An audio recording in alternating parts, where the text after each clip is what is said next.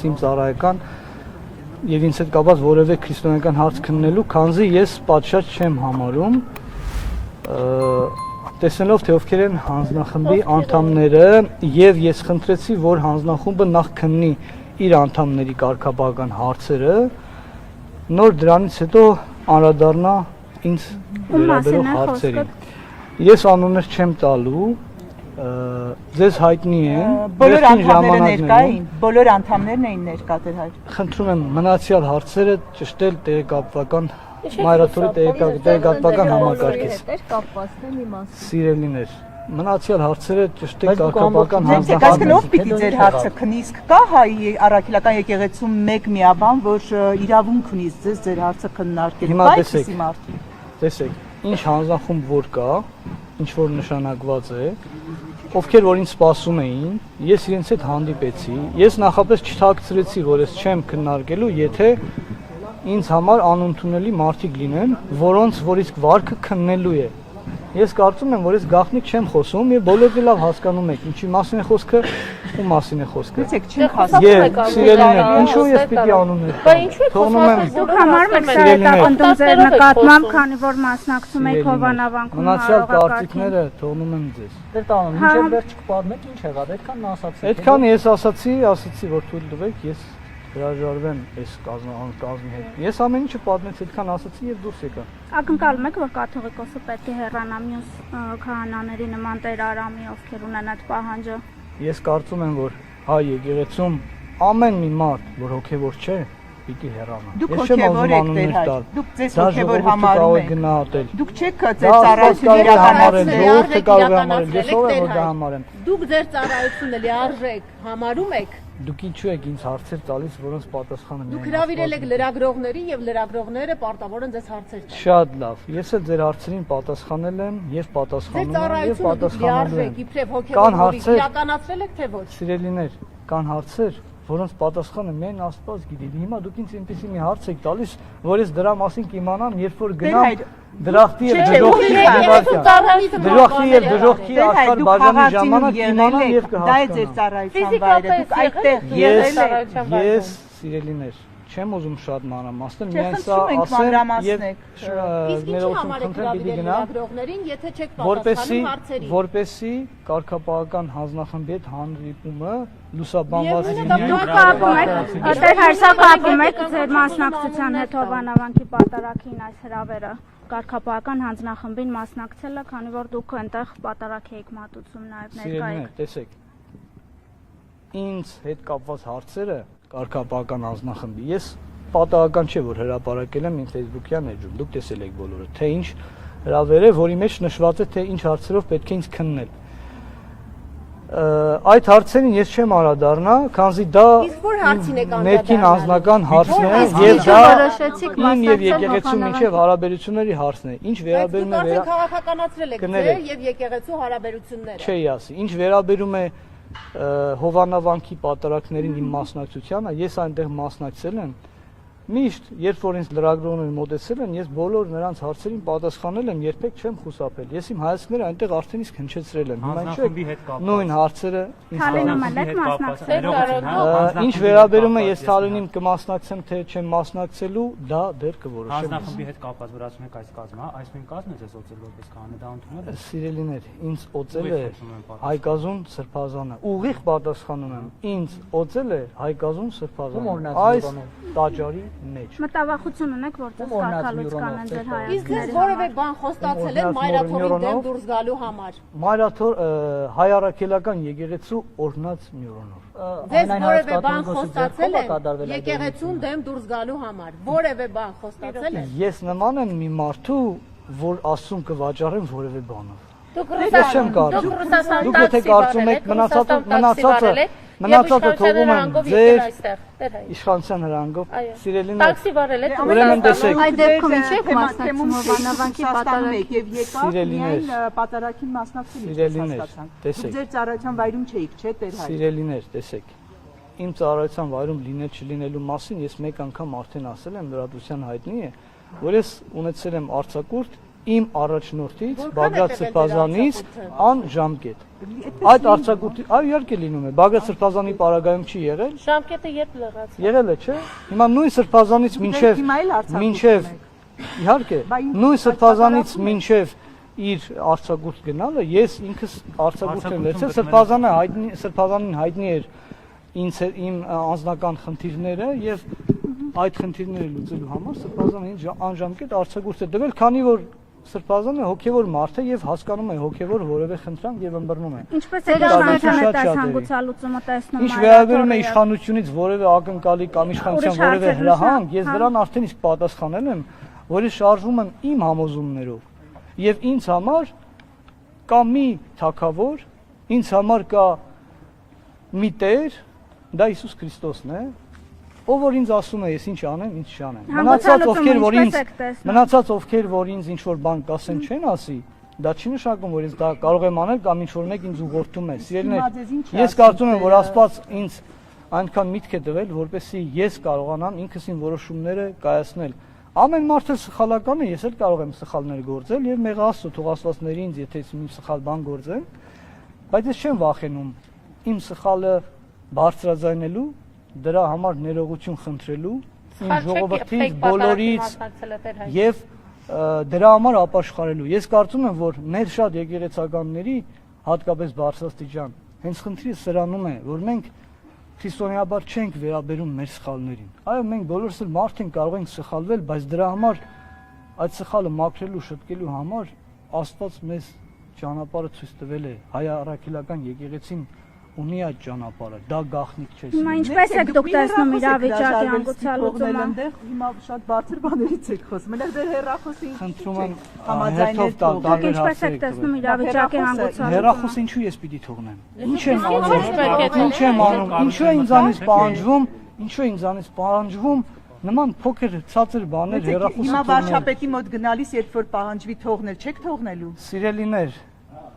ես ամեն պահի կայացնում եմ համապատասխան որոշում։ Եթե ես այս պահին կարծում եմ, որ իմ հեռախոսը թողնեմ տունը, տնից դուրս գամ, թողնում եմ տանը։ Եթե այս պահին ստացվել է, որ հեռախոսը ինձ մոտ է, ես չեմ կարծում, որ հայ առաքելական եկեղեցում հոգևորականի հետ խոսելու համար պիտի պահանջի հեռախոսը ինչ որտեղ թողնել։ Դա ինձ համար արդեն իսկ աբսուրդ է։ Բայց դա մի կողմ։ Ես ինչու պիտի իմ հեռախոսը թողնեմ, եթե ես եկել եմ հոգևորական մարդկանց հետ ինչ-որ բան հոգևոր թեմաներ խոսելու։ Մի մակարդակի վրա լինեք դեր այդ։ Ինչ կապ ունի մակարդակը։ Հիմա մեկը մտնի բան գողանա, ինձ ասի արի իր այդ գողանանք մի մակարդակի, մենք էլ ենք գողանում, դու էլ գողացի։ Դուք կառավարություն իշխանության ներկայացուցիչների մոտ գնալիս էլ չեք թողնել դեր հեռախոսը, իմանանք, որպեսզի հետևենք։ Կամ դեսպանատն էլ ավելի հավանական է։ Ես երբևէ նման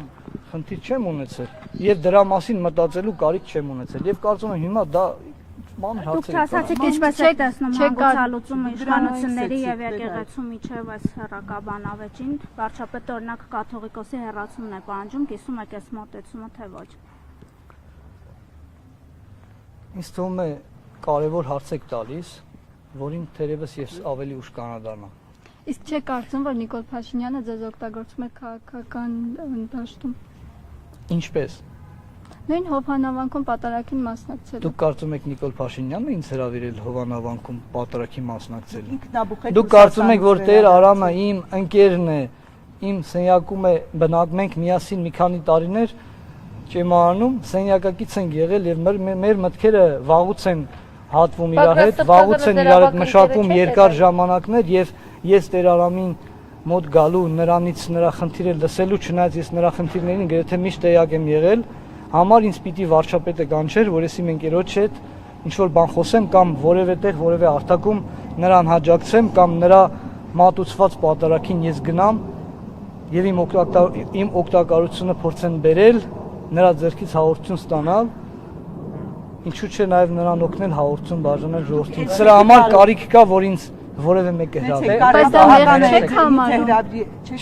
Կարգապահականը երբ հրավիրի ձեզ էլի չեք գալու, ճիշտ հասկացանք ձեզ։ Ներեցեք գալի այս հարցը ճշտեմ, այլևս չեք գալու ձեր հարցով քննարկմանը, որտեվ կազմում եք ֆիքսված։ Քանի հստակ ասեմ ձեր հարցին հստակ պատասխանեմ։ Քանի դեռ այս կազմն է կարգապահական հանձնախմբում, ես չեմ գալու։ Իսկ եթե Իհարկե որոշողը Աստված է, բայց ես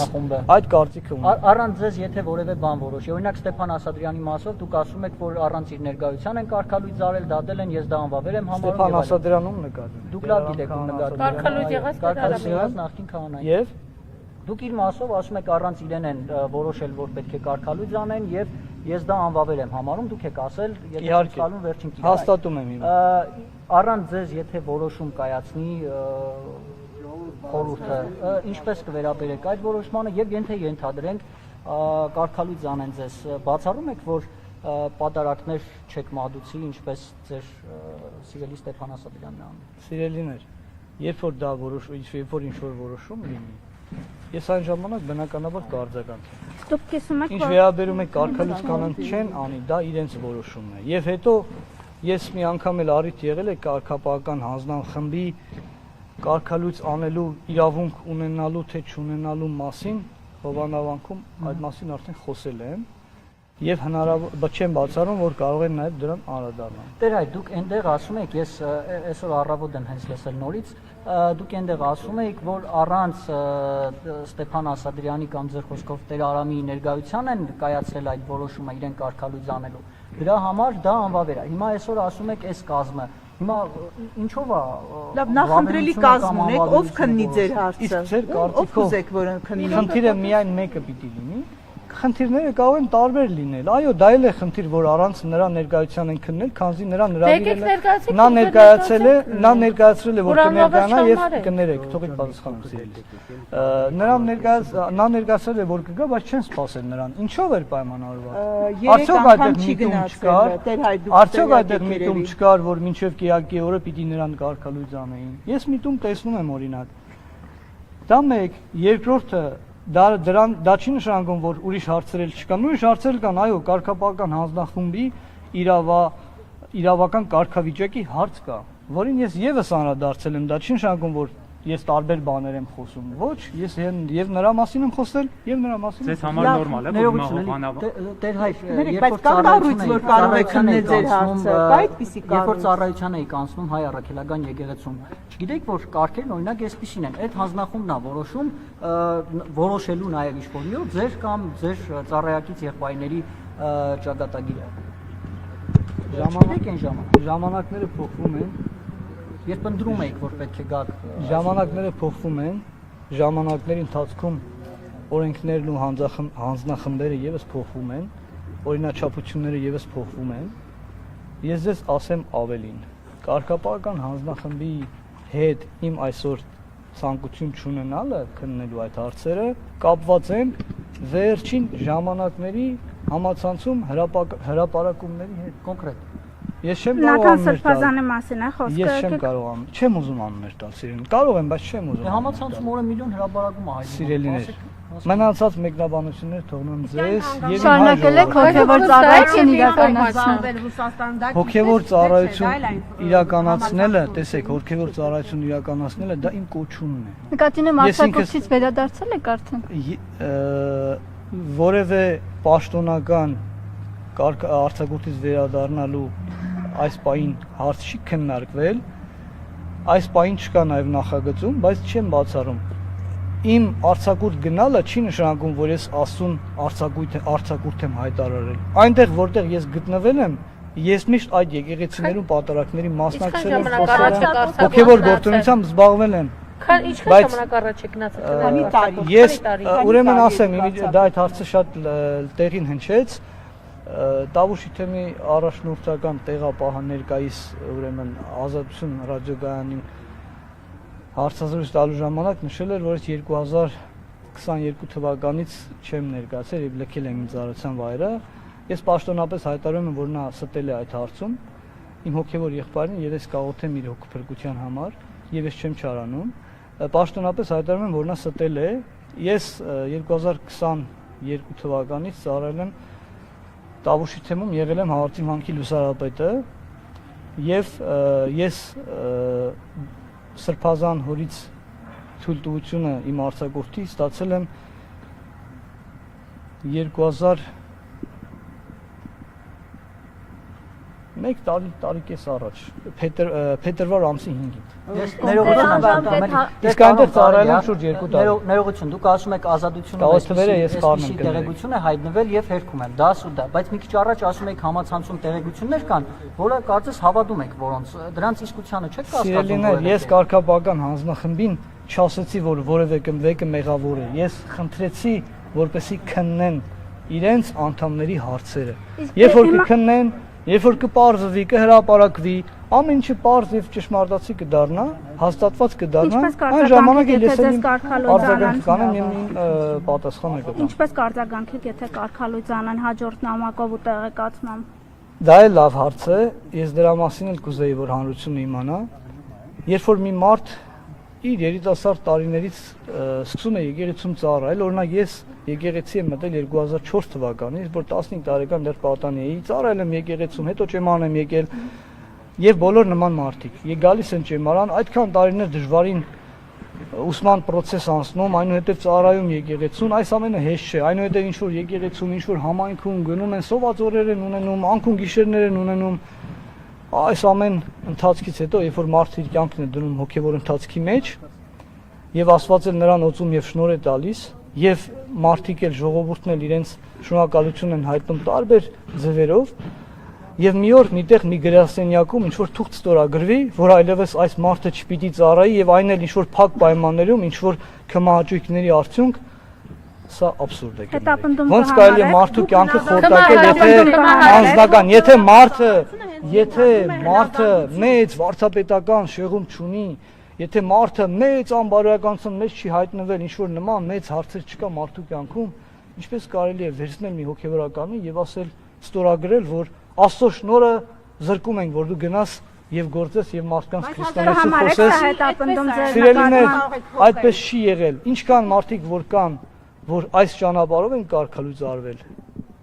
Ես իմ անձնական կարծիքն եմ ասում, ես կարծում եմ, որ այդ բոլոր մարդկանց կարգալույցությունը անվավեր է եւ այդ մարդիկ պետք է Աստծո խոսքը քարոզեն, ծառայեն, ասեն։ Առանց այն էլ ամեն մի 1000 մարդու մի հոգևորական պիտի սպասավորի։ Հայաստանում ապրում են 3000 մարդիկ, 3 միլիոն մարդիկ, եթե մոտավոր թվերով խոսենք, եւ 3000 հոգևորականի կարիք կա, բայց այսօր հայ եկեղեցին Հայաստանում ծառայող երևակայի 300 հոգևորական չունի։ Ոնց կարելի է վերջին մի քանի տարիներին, 1-2 տարիներին երևի շուրջ 150 մենակ սարկավակներ են եկեղեցին լքել, հեռացել, ոմանց կարգալույց են արել, ոմանք իրենք են հիասթափվել գնացել։ Սա աբսուրդ է, սիրելիներ։ Սա է եկեղեցու քանդելը։ Սա է եկեղեցու կործանումը։ Գիտեք, ես սրա մեջ եմ տեսնում։ Որ օգտագործում են մայրաթորին, գալիս են անվճար ուսում են ստանում, գնում են արտերկրում, անվճար սովորում են եւ դավաճանում են մայրաթորը։ Իսկ սա ինչպես եք որակում։ Շատ վատ։ Ես չեմ բացառում նման դեպքեր եւս։ Բայց ես կարծում եմ, որ նման դեպքերը շատ փոքր մաս են կազմում։ Ես այս եկեղեցու մեջ եմ, սիրելիներ։ Ես արդեն 20 տարի ես եկեղեցու մեջ եմ։ Եվ ես տեսնում եմ ինչ է կատարվում։ Ես ներսից գիտեմ ինչ է կատարվում։ Ես որ այսօր խոսում եմ, ես սկսել եմ շատ անհանգստանալ դեռևս 2 տարի առաջվանից։ Եվ ես սպասում եմ, որ ես մի օր պիտի խոսեմ, եւ եկավ ժամանակը, երբ Այսինքն ունեցել եք տեղեկություններ, որ օրինակ կաթողիկոսը ուխտ է խախտել Տեր Արամներ այդ մասին բարձրաձայնում։ Սիրելիներ, Կամ այլ ես շատ հոգևորականներ։ ինֆորմացիաներ երբեմն ունեցել եմ, երբեմն դրանք կասկածի բաժնում են եղել, կասկածի հողի վրա են եղել, երբեմն ինչ որ չափով են մոտեցել իրականությանը։ Ես այս պահին էլ դեռ շատ հարցեր կան, որ ինձ համար հարց են մնում։ Տեր հայր, ինչու հիմա տարիներ ավելի քան 1 տարի անց որոշեցիք վերադառնալ Հայաստան։ Ես մի բան էլ ձեզ ասեմ, ձեր արդեն պատասխանեմ ինչու հիմա սկսեցի խոսել։ Ես հիշում եմ որոշ ժամանակներ առաջ ես տեսա հարձակում իմ շատ սիրելի Հայր Միքայելի վրա, Տաթևի վանքի, եւ դա ինձ համար պատճառ եղավ, որպեսզի ես հասկանամ, որ մոտենում է խոսելու ժամանակը, մոտենում է մեր եկեղեցին մաքրելու ժամանակը, մոտենում է մեր եկեղեցում արդեն այս մասին խոսելու ժամանակը, եւ ես սպասում էի այն օրվան, երբ որ պիտի զգամ այդ խոսելու ժամանակը, եւ ես այդ ժամանակը զգացի Ես սկսեցի խոսել։ Թվարկում եք, Տեր Հայր, թվարկում եք հարցնամ թույլ կտամ, հա Տեր Հայր, թվարկում եք դիպվածներ, որոնք ձեզ վնասում են հայ առաքելական եկեղեցու հեղինակությանը։ Օրինակ Ադրբեջանի հոգևոր առաջնորդի հայտարարությունները վնասում են հայ առաքելական եկեղեցու միջազգային հեղինակությանը։ Ձեզ ծանոթացել եք այդ հայտարարություններին։ Որ ճիշտն ասեմ, ընդհանրապես չեմ իմանում, չեմ ճանաչում, միայն վերջերս անընդհատ այդ անունը լսելով